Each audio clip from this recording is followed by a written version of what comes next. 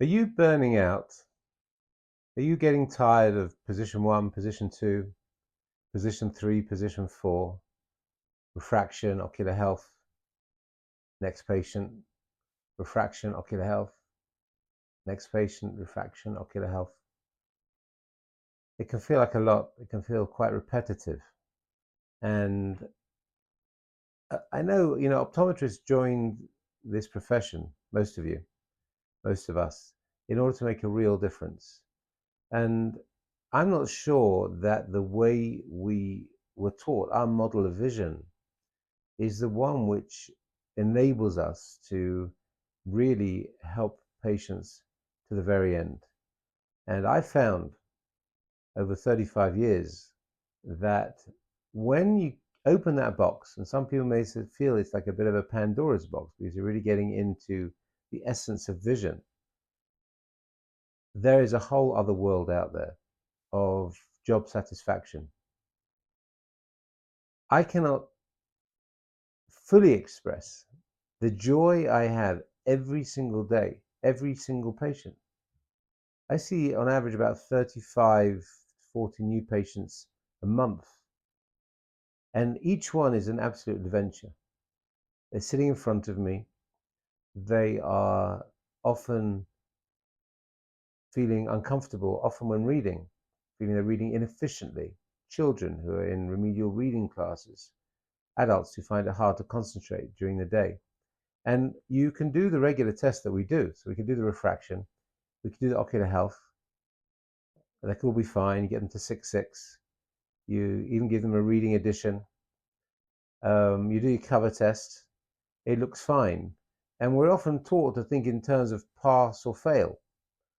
So you pass the test, you pass the test. I'll just give you a simple example. If you do the near point of convergence test and the patient reaches whatever you decided is normal, let's say between 3 and 5 centimeters, let's say 5 centimeters, you're cut off, and they got to 5 centimeters. So what are you going to do? You're going to say they passed, right? They passed the test. In one of my lectures on what the NPC test doesn't tell you, but if they pass the test, one question we can ask for is what's the meaning of that test? Obviously, when you're looking at words on a page or numbers on a screen, none of them are moving towards you. I would think looking at a fixation target moving towards you is quite a high level stimulus. And you may actually pass that test while still be failing dismally to keep your two eyes together in a dynamic situation of moving your eyes across the page. But coming back to passing that test, let's say you said they did pass the test. Does that really tell you how much effort they're putting in? Did you look at the expression on their face? Are we repeating the test over and over to somehow eke out the time we have with the patient what's really happening with them, for them, on their day-to-day, at the screen, at home? And when you see that frowning, first of all, that is significant. What I'd like to share with you is there are definitely other tests you can do which would confirm, if you want, clinical tests that could confirm for you that the patient is indeed struggling and explain maybe why they are frowning. So whereas the near point of convergence test enables them to make the effort, let's say, and converge, if you do some other tests like facility of fusion tests, where they have to make divergence and convergence movements rapidly in a sustained way, where you look at their positive fusional reserves, the recovery. If you know what that means, we can look that up or discuss that another time. But it's about how I can snap my eyes back in together. And that's what we're doing in life all the time. We're not looking at little targets coming towards us. We're looking far, near, always making that movement, which is a jump, not a slow vergence movement. And then as we move from word to word, we need to know if the two eyes are coming together or if they're skipping and jumping like that. Each time, though, I have to keep refixating. And let's say I do manage to refixate. What about my ability to look and think at the same time? Is my ability to process the information compromised when I'm using my two eyes together? Now you imagine you look at those things. Let's say how the patient does seeing. I like that phrase because seeing is something we do. It's very dynamic. It's got many aspects to it: the focusing, the teaming, the tracking. Not overwhelming, but things which deserve our attention. Well, they deserve our attention because our patients are doing it all the time. Our patients are trying to team, track, and focus all the time. They're trying to do all of seeing all the time, all the processing too. And you'd imagine that when they come to our eye examination, that we'd be checking how well they do seeing. Because how well they do seeing, how well they team, how well they track, how well they focus is going to affect their experience of so much of life, and especially in work and in school. And these people are really trying hard to do well in their life. And we can check how well the information is flowing into their brain. And you imagine to yourselves now, if that was your day. That's my day. That's my day. My day is I'm examining all of these things.